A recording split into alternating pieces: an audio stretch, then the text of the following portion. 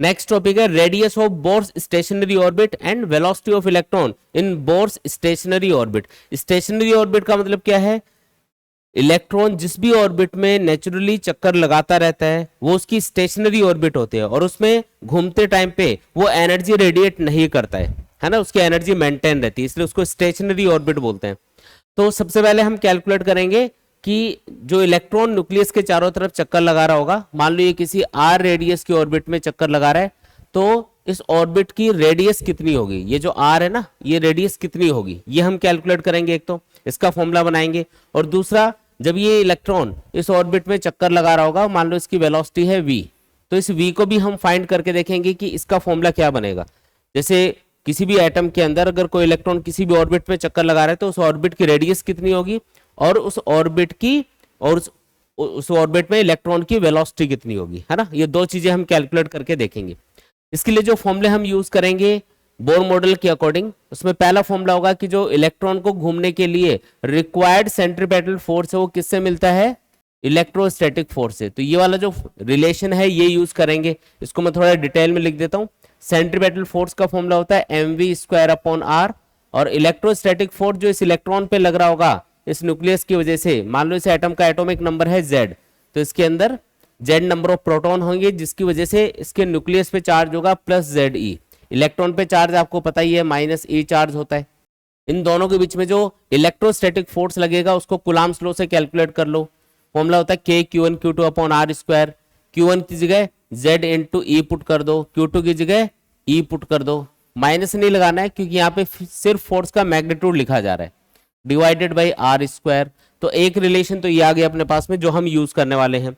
दूसरा रिलेशन जो हम यूज करेंगे वो ये होगा कि किसी भी ऑर्बिट में बोर मॉडल के अकॉर्डिंग अगर किसी भी ऑर्बिट में कोई इलेक्ट्रॉन चक्कर लगा रहा है तो उसका जो एंगुलर मोमेंटम होगा mvr, ये हमेशा h/2π के इंटीजर मल्टीपल की फॉर्म में होगा, यानी कि nh/2π के बराबर होगा। और n की वैल्यू क्या हो सकती है, ऑर्बिट के नंबर के अकॉर्डिंग 1 2 3 ऐसा कुछ भी हो सकती है।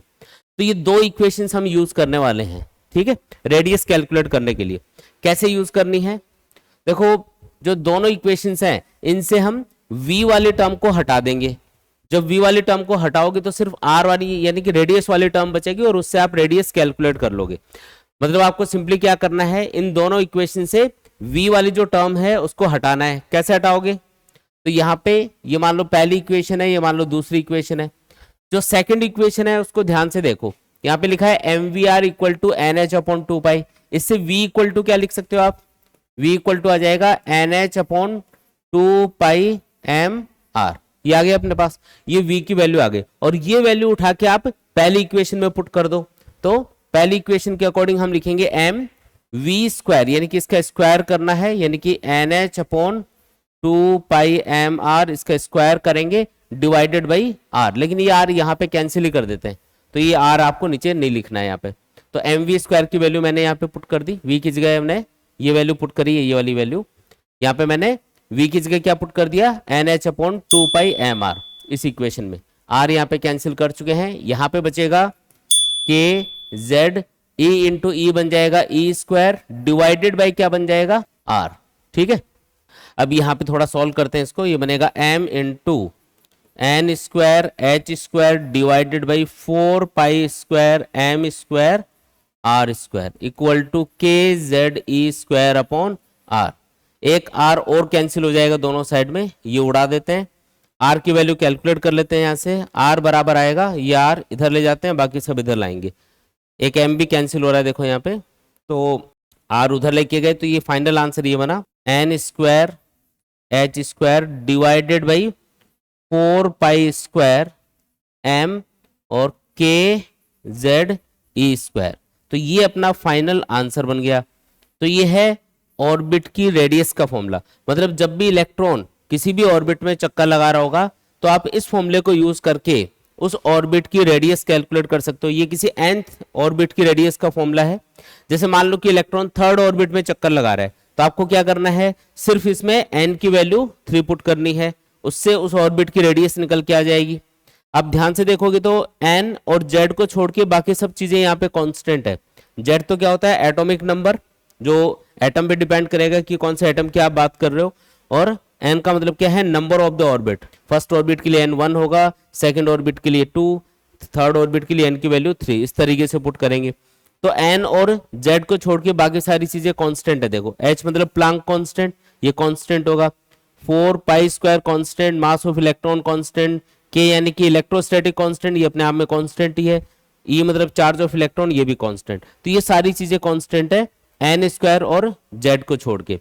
तो यहाँ पे जो रेडियस है, ये जो रेडियस इसका, अगर ये सारे कांस्टेंट की वैल्यू फॉर्मूले में मैं पुट कर दूं तो r का फॉर्मूला अपने पास निकल के आता है, r की वैल्यू निकल के आएगी 0.529 इंटू 10 की पावर -10 इंटू, और क्या बच गया, n स्क्वायर अपॉन z बच गया। तो ये है मीटर के अंदर रेडियस का फॉर्मूला। मतलब ये सारे कांस्टेंट्स अगर आप पुट कर दोगे इसमें, जैसे h की वैल्यू 4 पाई स्क्वायर m और k और e, ये सारी वैल्यूज पुट कर दोगे n स्क्वायर और z को छोड़ के, तो ये आंसर बनेगा। क्या है आंसर, 0.529 इंटू 10 की पावर -10। जो रेडियस होते हैं ना ऑर्बिट की, वो एंगस्ट्रॉम में या फिर 10 की पावर -10 मीटर इस ऑर्डर की होती है। तो ये वैल्यू अपने पास निकल के आएगी। तो ये वाली वैल्यू भी हम याद रखेंगे। इससे आपको ये जो कॉन्स्टेंट्स हैं इनकी वैल्यू पुट करके सॉल्व नहीं करना पड़ेगा, सीधा ये वैल्यू याद है तो सीधा आंसर आ जाएगा। बस n और z की वैल्यू पुट कर दो, सॉल्व कर दो। एक चीज और यहाँ पे नोटिस करो कि रेडियस है वो n स्क्वायर के डायरेक्टली प्रोपोर्शनल आ रही है। किसके डायरेक्टली प्रोपोर्शनल आ रही है, n स्क्वायर के। नोटिस कर रहे हो ना, r directly proportional to n square है। इसका मतलब क्या हुआ कि अलग अलग ऑर्बिट्स का जो रेडियस का रेशियो होगा, जैसे first orbit, second orbit, third orbit, fourth orbit, अगर इनकी रेडियस, अगर अलग अलग ऑर्बिट की रेडियस का रेशियो पता किया जाए तो वो रेशियो बराबर आएगा इस रिलेशन के according, r1 ratio r2 ratio r3 and so on. ये आएगा 1। फिर देखो n का स्क्वायर है यहाँ पे, तो 1 का स्क्वायर तो 1 ही होता है। अगर मैं n की वैल्यू 2 पुट करूंगा तो 2 का स्क्वायर क्या बनेगा, 4, तो ये रेशियो 4 आएगा। फिर अगर थर्ड ऑर्बिट के लिए लोगे तो 3 का स्क्वायर क्या बनेगा, 9, फिर क्या आएगा 16। इस तरीके से ये वैल्यू चलती जाएंगी। तो हमको एक बात और समझ में आई कि first orbit, second orbit, third orbit, fourth orbit, इस तरीके से जितनी भी ऑर्बिट्स होती है इलेक्ट्रॉन की, उन ऑर्बिट्स में, उन ऑर्बिट्स की रेडियस का जो रेशियो निकल के आता है वो 1, 4, 9, 16, 25, ये रेशियो निकल के आएगा। तो ये वैल्यू भी अपने लिए काफी इंपॉर्टेंट है। ठीक है, फॉर्मूला तो है ही इंपॉर्टेंट, इसके अलावा ये दोनों वैल्यूज भी अपने लिए काफी इंपॉर्टेंट है, ये भी हम याद रखेंगे। आया समझ में, देख लो इसमें कोई भी डाउट है तो बताओ। तो ये आ गई अपने पास रेडियस। अब हम कैलकुलेट करते हैं कि इलेक्ट्रॉन की वेलोसिटी कितनी होगी किसी n नंबर के ऑर्बिट में, वो हम कैलकुलेट करके देखेंगे। तो उसके लिए क्या करना है, वापस आपको यही दोनों इक्वेशन यूज करनी है, लेकिन इस बार हम लोग क्या करेंगे, इन दोनों इक्वेशन से r वाली टर्म को हटाएंगे। रेडियस वाली टर्म है ना, उसको हटा दो, उससे अपने पास v की वैल्यू निकल के आ जाएगी। जैसे ये जो सेकंड इक्वेशन है, इससे मैं r इक्वल टू क्या लिख सकता हूं, बताओ। r इक्वल टू क्या लिखेंगे, NH अपॉन 2 पाई mv, ये लिख दिया हमने। अब ये वैल्यू उठा के आपको फर्स्ट इक्वेशन में पुट करनी है, जो कि है mv square equal to k z e into e को मैं e स्क्वायर लिख देता हूं डिवाइडेड बाई r। r की जगह क्या लिखना है, NH अपॉन 2 पाई mv। थोड़ा सॉल्व करते हैं इसको। mv square equal to K Z E square N two, ये ऊपर जाएगा तो क्या बनेगा 2 पाई mv, ये ऊपर चला गया और नीचे आ गया n इंटू एच। ठीक है, कुछ कैंसिल हो रहा है क्या, एक तो m उड़ गया यहाँ पे और एक v कैंसिल। ठीक है, इधर v बच गया, यानी कि वेलोसिटी का फॉर्मूला गया के Z E square into 2 pi divided by क्या करेंगे NH। तो ये है velocity of the electron in the nth orbit, उसका फॉर्मूला आ गया, है ना। अब इस फॉर्मूले के अंदर भी आप ध्यान से देखोगे तो z और n, इनको छोड़ के बाकी सारे कांस्टेंट्स हैं, इनकी सारी इन सारे कांस्टेंट्स की वैल्यू अगर आप पुट करोगे तो वेलोसिटी निकल के आएगी nth ऑर्बिट में इलेक्ट्रॉन की 2.18 इंटू 10⁻⁶, और ये क्या है z, और ये क्या बच गया, n बच गया। ठीक है, मीटर पर सेकंड। तो ये वेलोसिटी अपने पास निकल के आएगी जब आप ये सारे कांस्टेंट पुट करके सॉल्व करोगे। तो ये वैल्यू भी हमको याद रखनी है। इसके अलावा एक चीज और नोटिस करो कि v डायरेक्टली प्रोपोर्शनल आ रहा है z अपॉन n के। या फिर v इनवर्सली प्रोपोर्शनल आ रहा है n के, ऐसा बोल सकते हो। यानी कि ऑर्बिट का नंबर जैसे जैसे इंक्रीज होता जाएगा इलेक्ट्रॉन की वेलोसिटी घटती जाएगी, स्पीड कम होती जाएगी। यानी कि इलेक्ट्रॉन सबसे तेज कौन सी ऑर्बिट में घूम रहा होता है, फर्स्ट ऑर्बिट में, और जैसे जैसे ऑर्बिट का नंबर बढ़ेगा इलेक्ट्रॉन की स्पीड कम होती जाएगी। ठीक है, तो ये याद रखना है। मैं अलग अलग ऑर्बिट्स में इलेक्ट्रॉन की वेलोसिटी का रेशियो आपको बता रहा हूं, ये भी अपने लिए इंपॉर्टेंट चीज है। ये कैसे कैलकुलेट करेंगे, सिंपल है। प्रोपोर्शनलिटी में आप ये देखो, जैसे फर्स्ट ऑर्बिट के लिए देखेंगे तो फर्स्ट ऑर्बिट के लिए n की वैल्यू 1 पुट करेंगे, z जो भी होगा वो कांस्टेंट होगा। यहाँ पे अलग अलग ऑर्बिट के लिए एक ही एटम के लिए z कांस्टेंट है, तो पहले जो वैल्यू आएगी वो 1 आएगी। फिर दूसरी ऑर्बिट के लिए n की वैल्यू 2 पुट करोगे तो ये रेशो 1/2 लिखेंगे, और थर्ड ऑर्बिट के लिए क्या लिखेंगे, 3 लिखेंगे। तो ये फर्स्ट ऑर्बिट में जो इलेक्ट्रॉन की वेलोसिटी थी उससे 1/3 आएगी, तो रेशो आ गया 1/3। इस तरीके से आगे चलता जाएगा ये रेशो।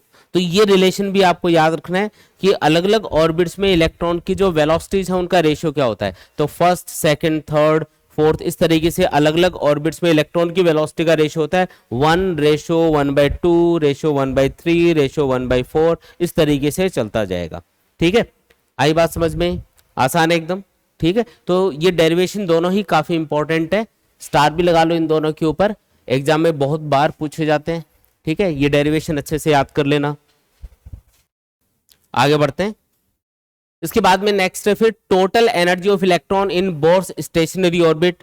अब हम ये कैलकुलेट करके देखेंगे कि अगर इलेक्ट्रॉन किसी भी ऑर्बिट में चक्कर लगा रहा है, किसी स्टेशनरी ऑर्बिट में चक्कर लगा रहा है, तो उसकी टोटल एनर्जी कितनी होगी, उसका फॉर्मूला हम लोग डिराइव करेंगे।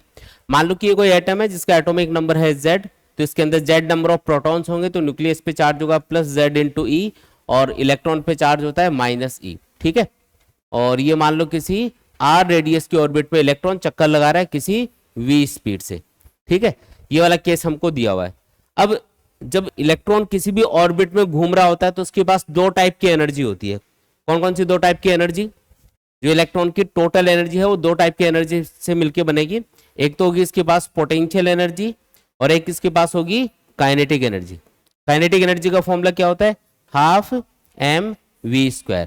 एक तो ये वाली एनर्जी होगी, क्योंकि स्पीड है इसके पास तो काइनेटिक एनर्जी तो होगी। और पोटेंशियल एनर्जी कितनी होगी, तो जो न्यूक्लियस है उस पे जो पॉजिटिव चार्ज है उसकी वजह से जो इलेक्ट्रिक फील्ड प्रोड्यूस होगा चारों तरफ, उस इलेक्ट्रिक फील्ड में ये इलेक्ट्रॉन घूम रहा होता है, तो इसके पास एक इलेक्ट्रोस्टैटिक पोटेंशियल एनर्जी होती है, जिसका फॉर्मूला होता है, मैं इधर लिख रहा हूं, U = KQ1Q2/R। ये फॉर्मूला यूज करके आप इस इलेक्ट्रॉन की पोटेंशियल एनर्जी कैलकुलेट कर सकते हो। K मतलब इलेक्ट्रोस्टैटिक कांस्टेंट, Q1 मतलब Z × E, Q2 मतलब चार्ज ऑफ इलेक्ट्रॉन। ये आपको नेगेटिव सिंबल के साथ पुट करना है, लेकिन ध्यान रखना है पोटेंशियल एनर्जी जब भी हम कैलकुलेट करते हैं तो चार्जेस की वैल्यू सिंबल के साथ पुट की जाती है, डिवाइडेड बाई R। R मतलब डिस्टेंस बिटवीन द चार्जेस, इन दोनों के बीच में डिस्टेंस है रेडियस के बराबर, यानी कि R लिख देंगे यहाँ पे। ठीक है, तो ये दो टाइप की एनर्जी इलेक्ट्रॉन के पास होगी। कौन कौन सी, पोटेंशियल एनर्जी जो नेगेटिव में आएगी सॉल्व करोगे तो, और दूसरी क्या है काइनेटिक एनर्जी जो कि पॉजिटिव रहेगी, और दोनों का जो सम होगा वो होगा इलेक्ट्रॉन की टोटल एनर्जी के बराबर। तो लिख देते हैं इलेक्ट्रॉन की टोटल एनर्जी बराबर होगी यहाँ पे kinetic energy plus potential energy. ठीक है, अब ये सारी वैल्यूज पुट करके इसमें सॉल्व करते हैं इसको। देखो यहाँ पे काइनेटिक एनर्जी है 12 mv², पोटेंशियल एनर्जी है, सॉल्व कर लो इसको, ये आएगा माइनस में, तो मैं यहाँ माइनस का सिंबल लगा देता हूँ, -KZe² डिवाइडेड बाई R, ये माइनस में आएगा, तो ये अपने पास वैल्यू आ गई। अच्छा, यहाँ पे थोड़ा और सिंप्लीफाई करेंगे। हमको एक रिलेशन पता है कि इलेक्ट्रॉन को घूमने के लिए जो रिक्वायर्ड सेंट्रीपेटल फोर्स है वो कहां से मिलता है, इलेक्ट्रोस्टैटिक फोर्स से। इसका मतलब सेंट्रीपेटल फोर्स और इलेक्ट्रोस्टैटिक फोर्स को बराबर पुट करके आप एक रिलेशन फाइंड कर सकते हो। सेंट्रीपेटल फोर्स का फॉर्मूला होता है mv²/R, और इलेक्ट्रोस्टैटिक फोर्स का फॉर्मूला होता है कूलम्ब्स लॉ के अकॉर्डिंग K(Q1Q2/R²। K(Q1) कितना है Z × E, Q2 कितना है E। यहाँ पे मैं इस फॉर्मूले में सिर्फ चार्ज का मैग्नीट्यूड लिख रहा हूँ।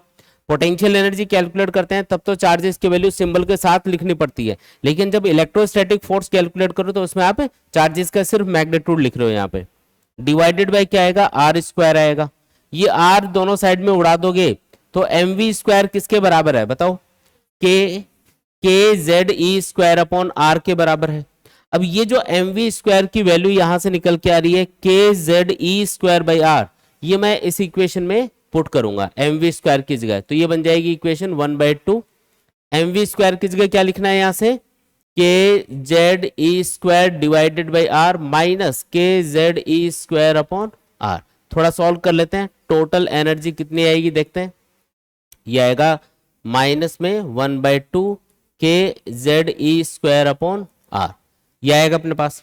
अब ये जो आर की वैल्यू हमने पहले कैलकुलेट करी थी रेडियस ऑफ द ऑर्बिट, वो वैल्यू उठा के यहाँ पे पुट करेंगे तो अपने पास पूरा डिटेल्ड फॉर्मूला आ जाएगा। आर की वैल्यू क्या थी मैं आपको बता देता हूँ यहाँ पे, ये देखो आर की वैल्यू हमने सॉल्व करी थी N square H square divided by 4 pi square M K Z E square, ठीक है। तो ये वैल्यू उठा के इसमें पुट करेंगे, इसकी जगह आर की जगह, तो टोटल एनर्जी का फॉर्मूला बन जाएगा -1/2 के जेड ई स्क्वायर, और आर स्क्वायर की जगह क्या लिखना है, N square H square divided by, इसके अपॉन में आएगा तो वो ऊपर चला जाएगा, वो आएगा 4 pi square M K Z E square. ये लो, ये हमने आर की वैल्यू इसमें पुट करी है बस। अब ये जो यहाँ पे इक्वेशन बनी है इसको थोड़ा सिंप्लीफाई करो, total energy of electron equal to minus, ये 2 से 4 कैंसिल करके एक तो 2 बचेगा ऊपर, तो -2 के स्क्वायर जेड स्क्वायर ई की पावर 4 बन जाएगा इनटू एम, और पाई स्क्वायर भी है साथ में, पाई स्क्वायर डिवाइडेड बाई क्या आएगा, N square H square divided by आएगा एन स्क्वायर एच स्क्वायर, ठीक है। ये अपना आंसर बनेगा। अब ये जो टोटल एनर्जी का फॉर्मूला है इसको याद रखेंगे एक तो, और एक चीज और यहाँ पे नोटिस करेंगे कि Z और N ये तो अलग अलग एटम के लिए अलग अलग हो सकते हैं, जैसे अलग अलग एटम के लिए एटॉमिक नंबर अलग अलग होता है और अलग अलग ऑर्बिट के लिए N की वैल्यू भी अलग अलग होती है, लेकिन इसको छोड़ के बाकी सारी चीजें देखो यहाँ पे कॉन्स्टेंट्स हैं। तो अगर ये सारे कॉन्स्टेंट्स आप इसमें पुट करके सॉल्व करते हो तो जो टोटल एनर्जी अपने पास निकल के आएगी, जो टोटल एनर्जी निकल के आएगी उसका फॉर्मूला बनेगा -13.6 into Z square upon N square, और ये जो एनर्जी आती है इलेक्ट्रॉन वोल्ट में आती है। वैसे तो एनर्जी की यूनिट क्या होती है, ऐसा यूनिट होती है जूल, लेकिन जब छोटे पार्टिकल्स के लिए इलेक्ट्रॉन प्रोटॉन न्यूट्रॉन इनकी एनर्जी कैलकुलेट करते हैं तो हम एनर्जी की एक छोटी यूनिट यूज करते हैं जिसको बोलते हैं इलेक्ट्रॉन वोल्ट। तो ये जो आंसर आएगा ये किस में आएगा, इलेक्ट्रॉन वोल्ट में आएगा, ये इलेक्ट्रॉन वोल्ट में मैंने लिखा है यहाँ पे, तो ये याद रखेंगे। और एक चीज और नोटिस करो कि जो एन स्क्वायर है वो टोटल एनर्जी के इनवर्सली प्रोपोर्शनल है, या ऐसा बोल दो कि टोटल एनर्जी है वो एन स्क्वायर के इनवर्सली प्रोपोर्शनल है। एक चीज और यहाँ पे नोटिस करो कि जो टोटल एनर्जी आ रही है किसी भी ऑर्बिट में इलेक्ट्रॉन की वो क्या आ रही है, एन स्क्वायर के इनवर्सली प्रोपोर्शनल आ रही है। इसका मतलब ऑर्बिट का नंबर जैसे जैसे बढ़ता जाएगा वैसे वैसे एन की वैल्यू बढ़ती जाएगी, और एन की वैल्यू बढ़ने से जो टोटल एनर्जी की नेगेटिव वैल्यू है वो कम होती जाएगी। माइनस में है ना ये वैल्यू, ये एन की वैल्यू अगर आप बढ़ाओगे, एन की वैल्यू 1 2 3 ऐसे पुट करोगे तो ओवरऑल जो वैल्यू है वो मैग्नीट्यूड में घटती जाएगी, लेकिन ये आंसर नेगेटिव में है यहाँ पे, वो ध्यान रखना। और माइनस में वैल्यू कम होने का मतलब है वैल्यू बढ़ रही है। जैसे -5, पहले मान लो -5 है एनर्जी, फिर आपने अगली ऑर्बिट में चेक करी तो -3 आई, बार वाली ऑर्बिट, जैसे ऑर्बिट का नंबर इंक्रीज करेंगे एन की वैल्यू बढ़ाएंगे तो ये वैल्यू नेगेटिव में कम होती जाएगी। जैसे पहले -5 है, फिर -3 हो गई, फिर -2 हो गई, तो नेगेटिव में वैल्यू कम होने का मतलब क्या होता है, वैल्यू इंक्रीज हो रही है। भाई -2 ज्यादा है -5 ज्यादा है, ये बताओ, -2 ज्यादा है ना, ये आपको पता है सबको। तो जैसे जैसे यहाँ पे n का नंबर इंक्रीज होगा, आपको सिंपल से यहाँ पे रिलेशन समझ में आ रहा है कि जो टोटल एनर्जी है उसकी नेगेटिव वैल्यू कम होती जाएगी, और नेगेटिव वैल्यू कम होने का मतलब है वैल्यू बढ़ रही है एक्चुअली। इसका मतलब फर्स्ट ऑर्बिट में इलेक्ट्रॉन की एनर्जी सबसे कम होती है, सेकंड ऑर्बिट में ज्यादा होती है, थर्ड ऑर्बिट में और भी ज्यादा होगी, नेगेटिव वैल्यू कम होती जाएगी ना, इसका मतलब वैल्यू बढ़ती जा रही है। तो याद रखना है कि जैसे जैसे ऑर्बिट का नंबर बढ़ेगा इलेक्ट्रॉन की एनर्जी उस ऑर्बिट में बढ़ती जाएगी, ठीक है। सबसे कम एनर्जी किसमें होगी, फर्स्ट ऑर्बिट में, ठीक है। जैसे हाइड्रोजन एटम का एग्जांपल देता हूं, हाइड्रोजन एटम के लिए एटॉमिक नंबर कितना होता है 1, तो Z की वैल्यू 1 पुट कर दो, और फर्स्ट ऑर्बिट के लिए कैलकुलेट करो अगर इलेक्ट्रॉन की एनर्जी, तो n की वैल्यू 1 पुट करके सॉल्व करेंगे तो ये आएगा -13.6 इलेक्ट्रॉन वोल्ट। Z की वैल्यू 1, n की वैल्यू भी 1 फर्स्ट ऑर्बिट के लिए, ठीक है। हाइड्रोजन एटम के लिए Z 1 होता है और फर्स्ट ऑर्बिट के लिए n1 होता है, तो ये वैल्यू पुट करके सॉल्व करोगे तो आंसर क्या बन रहा है -13.6 इलेक्ट्रॉन वोल्ट। मतलब हाइड्रोजन एटम में फर्स्ट ऑर्बिट की जो फर्स्ट ऑर्बिट में इलेक्ट्रॉन की एनर्जी है वो कितनी होगी, -13.6 इलेक्ट्रॉन वोल्ट के बराबर होगी। अगर सेकेंड ऑर्बिट में कैलकुलेट करेंगे तो n की वैल्यू 2 पुट कर दो, तो यहाँ पे z की वैल्यू तो 1 रहेगी, हाइड्रोजन एटम के लिए n की वैल्यू 2 पुट करेंगे, n की वैल्यू 2 पुट करेंगे तो 2 का स्क्वायर क्या बन जाएगा 4, तो 13.6 को 4 से डिवाइड करो, ये आएगा माइनस में 3.4, यानी कि सेकंड ऑर्बिट में इलेक्ट्रॉन की एनर्जी कितनी आ रही है -3.4। अब आपको पता है कि -3.4 ज्यादा होगा 13.6 से, -13.6 से, इसका मतलब सेकंड ऑर्बिट में इलेक्ट्रॉन की एनर्जी फर्स्ट ऑर्बिट से ज्यादा होगी, ऐसा आप बता सकते हो। ठीक है, तो ये जो फॉर्मूला है ना, ये वाला फॉर्मूला, ये काफी इंपॉर्टेंट है, ये सबसे ज्यादा यूज होता है। ठीक है, ये काफी ज्यादा इंपॉर्टेंट है, ये हम अच्छे से याद रखेंगे। और साथ में ये भी याद रखेंगे कि total energy of the electron in any orbit n square के इनवर्सली प्रोपोर्शनल होती है। क्या होती है, n स्क्वायर के इनवर्सली प्रोपोर्शनल होगी। तो ये चीज आपको याद रखनी है। बोलो आया कि नहीं आया समझ में, आसान है एकदम। ठीक है, ये तीनों डेरिवेशन जो मैंने अभी आपको बताए हैं, पहला था रेडियस कैलकुलेट करने का, दूसरा था वेलोसिटी कैलकुलेट करने का, और तीसरा है total energy of the electron in any orbit. ये तीनों डेरिवेशन क्या है, काफी ज्यादा इंपॉर्टेंट है ना, इनके डेरिवेशन एग्जाम में पूछे जाते हैं, इनको अच्छे से याद कर लेंगे। ठीक है,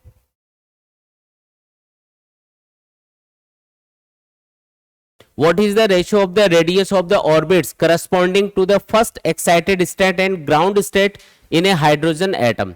ये एक्साइटेड स्टेट क्या होती है, तो जिस भी ऑर्बिट में इलेक्ट्रॉन चक्कर लगा रहा होता है, एक्साइटेड स्टेट का मतलब है उससे ऊपर वाली ऑर्बिट्स। अगर फर्स्ट एक्साइटेड स्टेट की बात करेगा तो जस्ट ऊपर वाली ऑर्बिट लेनी है, अगर सेकंड एक्साइटेड स्टेट की बात करेगा तो जिस ऑर्बिट में इलेक्ट्रॉन चक्कर लगा रहा था इससे 2 नंबर बढ़ा दो, उससे 2 नंबर ऊपर वाली ऑर्बिट होगी। जैसे हाइड्रोजन एटम की बात कर रहा है ये, और हाइड्रोजन एटम के अंदर जो एक इलेक्ट्रॉन होता है वो कौन सी ऑर्बिट में चक्कर लगाता है, फर्स्ट ऑर्बिट में चक्कर लगाता रहता है। ठीक है, तो ये फर्स्ट ऑर्बिट है, इसमें रेडियस है मान लो r1। अब ये बोल रहा है फर्स्ट एक्साइटेड स्टेट, तो इसकी फर्स्ट एक्साइटेड स्टेट कौन सी होगी, सेकंड नंबर की ऑर्बिट।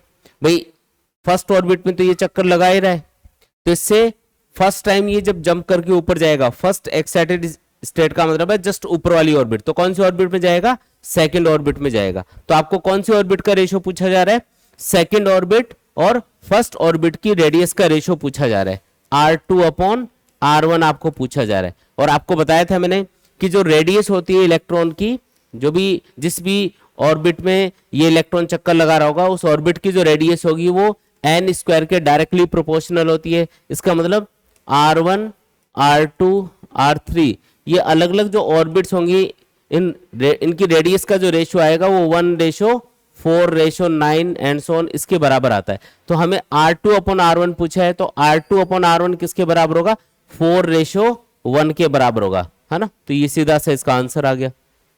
ठीक है, छोटा सा क्वेश्चन है कि फर्स्ट एक्साइटेड स्टेट जो कि सेकंड ऑर्बिट होगी, और जो इसकी ग्राउंड स्टेट है, ग्राउंड स्टेट किसको बोलते हैं, जिसमें ये पहले चक्कर लगा रहा था, तो उन दोनों ऑर्बिट्स की रेडियस का रेशियो आपको पूछा जा रहा है। तो R2/R1 ये आपको पूछा जा रहा है, जो कि बराबर होगा 4:1 के। आया समझ में, आसान है एकदम। इसके बाद में नेक्स्ट क्वेश्चन देखो, the radius of innermost electron orbit of a hydrogen atom is 5.3 × 10⁻11 metre. What is the radius of orbit in the second excited state. Hydrogen atom की बात कर रहा है अगेन, तो ये मान लो एक इलेक्ट्रॉन है जो कि फर्स्ट ऑर्बिट में चक्कर लगा रहा है। हाइड्रोजन एटम के अंदर जो फर्स्ट ऑर्बिट होती है उसी में इलेक्ट्रॉन चक्कर लगाता है, कि इसमें एक ही इलेक्ट्रॉन होता है। ठीक है, अब ये इसमें चक्कर लगा रहा है और इस ऑर्बिट की रेडियस आपको दे रखी है 5.3 × 10⁻11 मीटर। ये जो ग्राउंड स्टेट है या जो फर्स्ट ऑर्बिट है उसकी रेडियस है। ठीक है जी, अब ये बोल रहा है what is the radius of orbit in the second excited state. अब सेकंड एक्साइटेड स्टेट का मतलब क्या होगा, जैसे इसकी जो फर्स्ट एक्साइटेड स्टेट है उसका मतलब होगा जस्ट ऊपर वाली ऑर्बिट, मतलब सेकंड नंबर की ऑर्बिट। अगर बोले सेकंड एक्साइटेड स्टेट है तो और एक ऊपर चले जाओ, मतलब थर्ड ऑर्बिट की बात कर रहा है, तो आपको थर्ड ऑर्बिट की रेडियस ये पूछ रहा है। यहाँ पे सेकंड एक्साइटेड स्टेट कौन सी होगी, थर्ड ऑर्बिट, तो थर्ड ऑर्बिट की रेडियस आपको पूछी जा रही है। तो हमको सिंपल सा रिलेशन पता है कि R1 और R3 इन दोनों ऑर्बिट्स की, मतलब फर्स्ट और थर्ड ऑर्बिट की रेडियस का जो रेशियो होता है वो हमको पता है R1/R3 ये बराबर होगा 1:9 के। याद रखना है कि ऑर्बिट की जो रेडियस है वो n स्क्वायर के यानी कि नंबर ऑफ द ऑर्बिट के स्क्वायर के डायरेक्टली प्रोपोर्शनल होती है, तो उससे ये मैंने रिलेशन लिखा है। तो R1/R3 किसके बराबर है? 1:9 के बराबर है। तो बताओ R3 क्या आएगा? यहाँ पे R3 आएगा 9 टाइम्स ऑफ R1। इसका मतलब R1 तो हमको दे ही रखा है क्वेश्चन में, क्या करना है? सिंपली इसको 9 से मल्टीप्लाई करना है। तो 9 इंटू 5.3 इंटू 10⁻11 सॉल्व कर लेंगे। सॉल्व करेंगे तो आएगा 47.7 इंटू 10⁻11 मीटर। इसको सॉल्व करेंगे तो ये वैल्यू अपने पास निकल के आएगी। तो ये थर्ड ऑर्बिट की रेडियस अपने पास आ चुकी है। ठीक है, तो इस तरीके से रिलेशन याद रखेंगे तो उससे इजीली सॉल्व करके बता सकते हैं कोई भी ऑर्बिट की रेडियस। तो आपको रिलेशन याद रखना है, बस अलग अलग ऑर्बिट की रेडियस का जो रेशियो है ना वो आपको याद रखना है। आया समझ में? ये भी आसान ही है।